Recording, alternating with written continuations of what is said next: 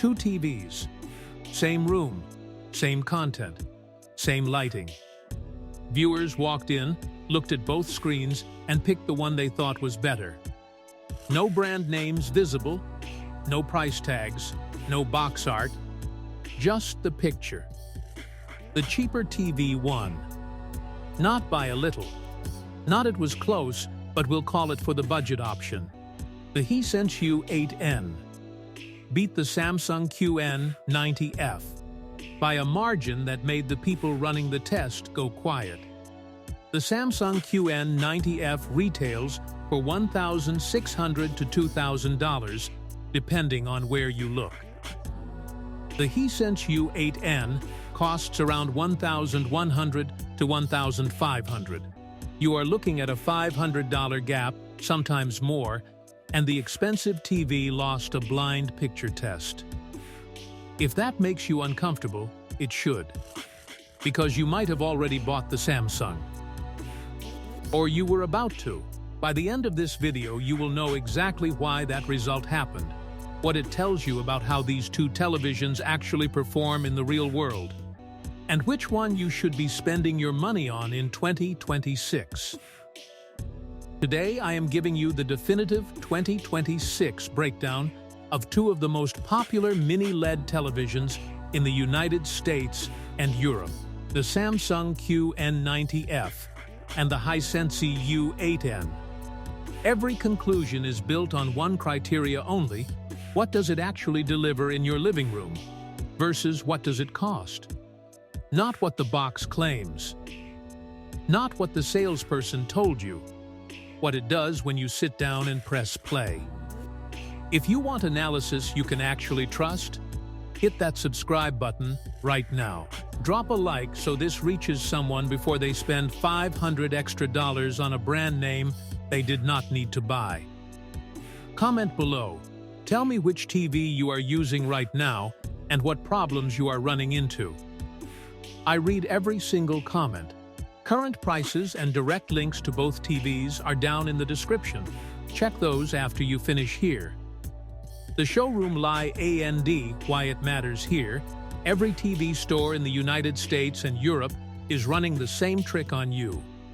Samsung pays for premium placement, floor positioning, eye-level shelving, bright overhead lighting angled to flatter the anti-glare matte screen on the QN90F. When you walk into Best Buy in the United States, or Currys in the United Kingdom, or MediaMarkt in Germany, the Samsung is lit to win a showroom competition it was literally designed for. The Hisense is over there, off to the side. Slightly lower shelf, maybe not even tuned properly. And yet in a controlled blind test, with calibrated content, with neither brand visible, the Hisense wins on raw picture impact. That is not an accident. That is a story about what specs actually matter in a real room, versus what specs sound impressive on a price tag. What these two televisions actually are. Let me be precise about what you are comparing. The Samsung QN90F is a 2025 model, still current in 2026. It uses Samsung's Neo-LED Mini LED panel with approximately 1,000 or more local dimming zones, the NQ4 AI Gen 3 processor, and Tizen operating system. It peaks around 2,500 nits in high dynamic range scenes. In full-field sustained brightness, real-world testing puts it between 1,500 and 2,000 nits. It has a genuine anti-glare matte coating. It excels at processing. It handles upscaling very well.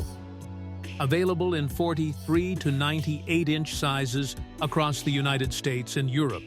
The Hisense U8N is a 2024 model that is still dominant in 2026, because nothing at its price point has replaced it.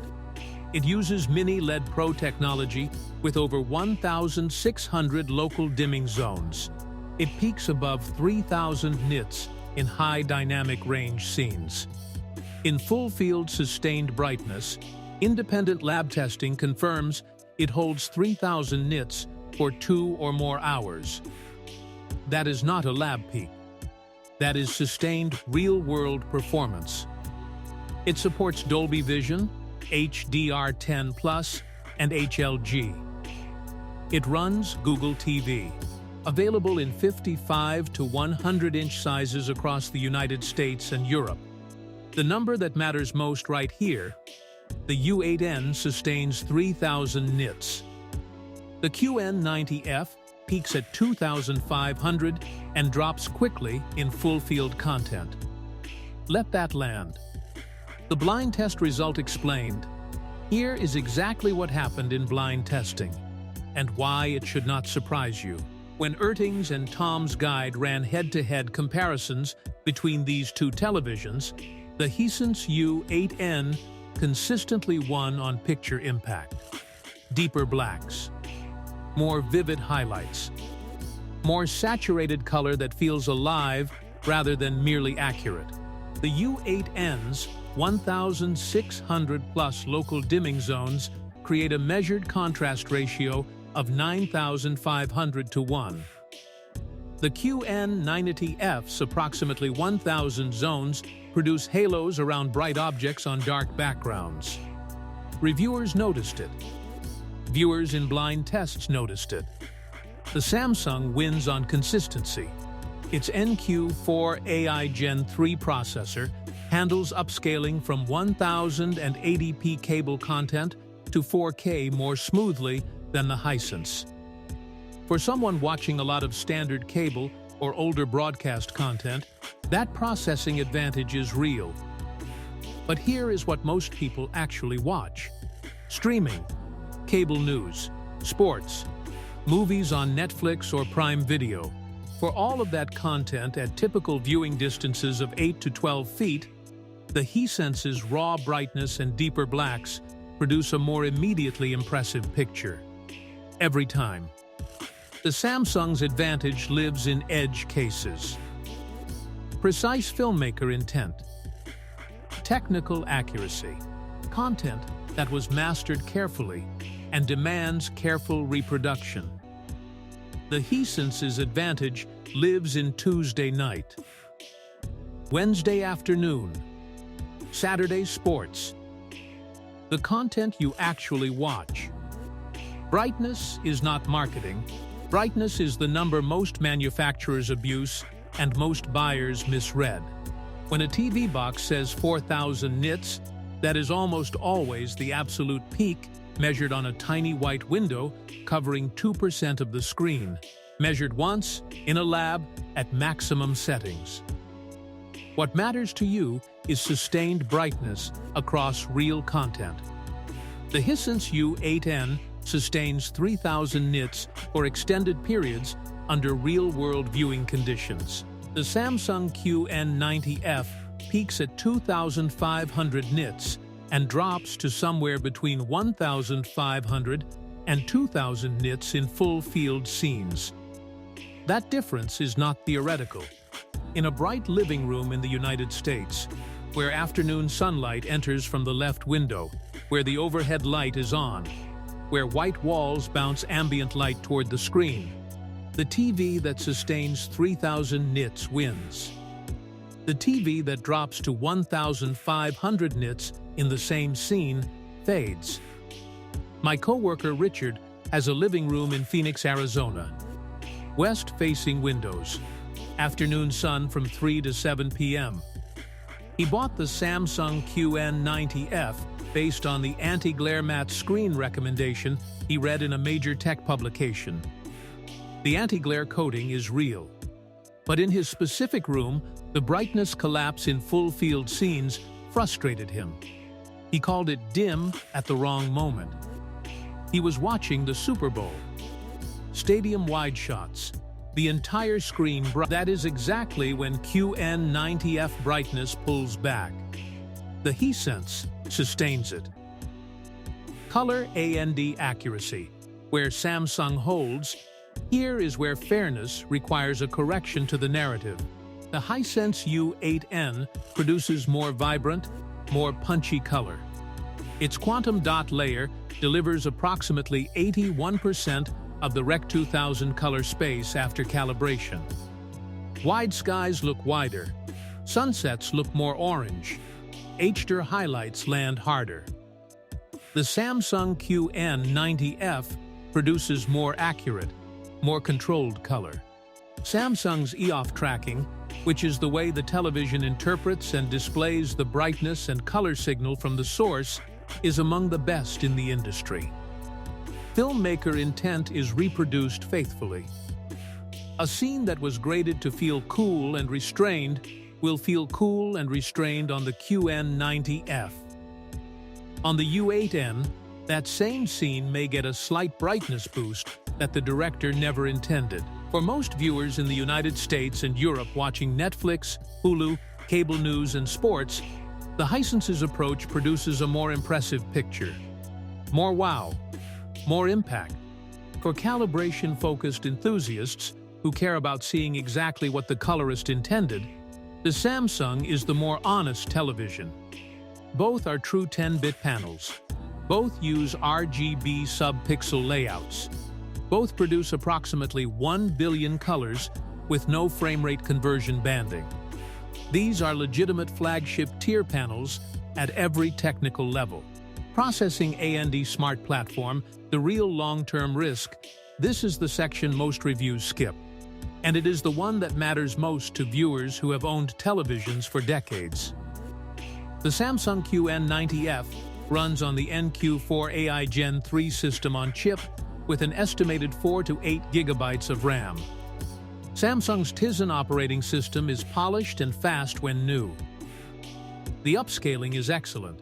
1080p cable content looks genuinely better on the Samsung. Local channel broadcasts, older streaming content, live sports at compressed bitrates, the QN90F processes all of it with fewer artifacts than the Hisense. Here is the problem that forums have documented extensively since 2024. Tizen gets heavy. After 12 to 18 months of operating system updates, Samsung's platform begins to slow down noticeably on TVs with the lower-end RAM configurations. Owners on Reddit's r/home theater and r/televisions report menu lag, app crashes, gigabit Ethernet bottlenecks throttling 4K streams to buffering, and a persistent blue tint that appears after firmware updates in certain picture modes. These are not rare anecdotal complaints. They appear consistently in long-term ownership threads.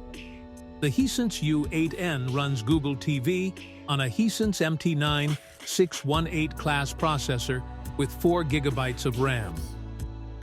Google TV is less polished than Tizen at launch, but tends to age more gracefully because app updates are handled through the Play Store independently from the TV firmware. The U8N has its own documented issues: Dolby Vision over-brightening in specific content, occasional red fringing on high-contrast edges, motion blur artifacts in fast pans, firmware updates that introduced color shifts. These are real flaws. They are not excuses. They are things you should know before buying. But here is the critical difference for a viewer who expects to own this television for 5 to 8 years. Google TV's architecture allows more of the platform to update independently of the hardware, which extends the useful life of the smart system. Tizen on Samsung tends to degrade as the operating system gains weight over time, and the hardware cannot keep up. Connectivity A&D future-proofing, both televisions are fully equipped for 2026 and beyond. Both offer 4 HDMI ports with full HDMI 2.1 support at 48 gigabits per second. Both support 8K, 4K at 120 Hz, and all current HDR formats relevant to your use case. Both include gigabit Ethernet and support EARC for high-quality audio pass-through to a soundbar or receiver. The Hisense U8N has a genuine advantage in 2 specific areas. First, it supports Dolby Vision, which the Samsung QN90F does not. Dolby Vision is the superior HDR format for movies and streaming content, used by Netflix, Apple TV+, Disney+, and others. Samsung's decision to exclude Dolby Vision in favor of HDR10 Plus is a deliberate business choice driven by licensing relationships. HDR10 Plus is functional but less dynamic. If you watch a lot of streaming movies and you care about seeing the content at its highest quality, Dolby Vision matters. Second, the U8N includes an ATSC 3.0 tuner in the United States. This is the next generation over-the-air broadcast standard that delivers 4K local channels to viewers with an antenna. The QN90F offers ATSC 3.0 as an optional add-on, not standard. For viewers who watch local news, sports, or broadcasts over antenna, the Hisense is ready. The Samsung requires an additional purchase. The U8N also supports Wi-Fi 6E. The QN90F supports Wi-Fi 6. For most home networks, this difference is negligible. In a dense urban environment with heavy wireless congestion, 6E has a meaningful advantage. Audio. Neither television is a home theater audio system. That is not an insult, it is reality. The Samsung QN90F includes a 60-watt 4.2.2 Dolby Atmos system with object tracking sound. In a real room test without an external soundbar, it sounds genuinely good for a built-in speaker array. Dialogue is clear. There is a sense of space that built-in TV audio rarely achieves. The Hisense U8N includes a 50-watt 2.1.2 Dolby Atmos and DTS:*X system. It is immersive and energetic. Bass is the weaker point. At high volumes, the low end thins out. Both televisions assume you will eventually add a soundbar or a receiver-based system. Both support EARC on HDM1 for lossless audio pass-through. For anyone serious about sound, the built-in audio is a placeholder, not a destination. Budget summary: under $1,300. 65-inch Hisense U8N. 3,000 sustained nits, 1,600 plus dimming zones. Dolby Vision, a TSC 3.0. Google TV, the TV that wins blind tests against sets costing $500 more. For bright rooms, streaming content, and viewers who want impact over processing polish. $1,600 to $2,000, 65-inch Samsung QN90F. The better choice if your room has specific reflection problems the matte coating solves, if your content diet is heavy in low bitrate cable or broadcast, or if you prioritize upscaling accuracy over raw brightness. The Samsung wins on consistency and processing. It does not win on blind test picture impact. Here is the truth the retail industry does not want you to hear plainly. Samsung's pricing on the QN90F is built on brand equity, not performance superiority. The anti-glare matte screen is real. The processing advantage is real, but neither of those advantages accounts for a $500 premium over a television that consistently wins blind picture tests. The Hisense U8N is not the budget option you tolerate because you could not afford the Samsung. It is the television that outperforms the Samsung on the metrics that matter most to most viewers in most real rooms. The industry wants you overwhelmed. It wants you walking into a store hearing words like NeoCLED and AI processor and quantum matrix and shutting down, grabbing the familiar name, paying the familiar price, and going home with a television that is fine when you could have gone home with something better for $500 less. Know your room. Know what you watch. Know whether Dolby Vision matters to you. Know whether you will own this television for 3 years or 8 years. Then, spend accordingly. Not based on the brand name, not based on the showroom position, based on what the blind test already told you. So, If this analysis stopped you from paying $500 more than you needed to, share it with someone who is still deciding. You might save them from a purchase they will quietly regret. Current prices and direct purchase links for both televisions are down in the description. I update them regularly as prices shift. Subscribe for more analysis that cuts through the brand noise. Comment below, which TV are you using right now and what problem are you running into? Or tell me your budget and your room setup and I will tell you exactly which one to buy. I read every single comment. See you in the next one.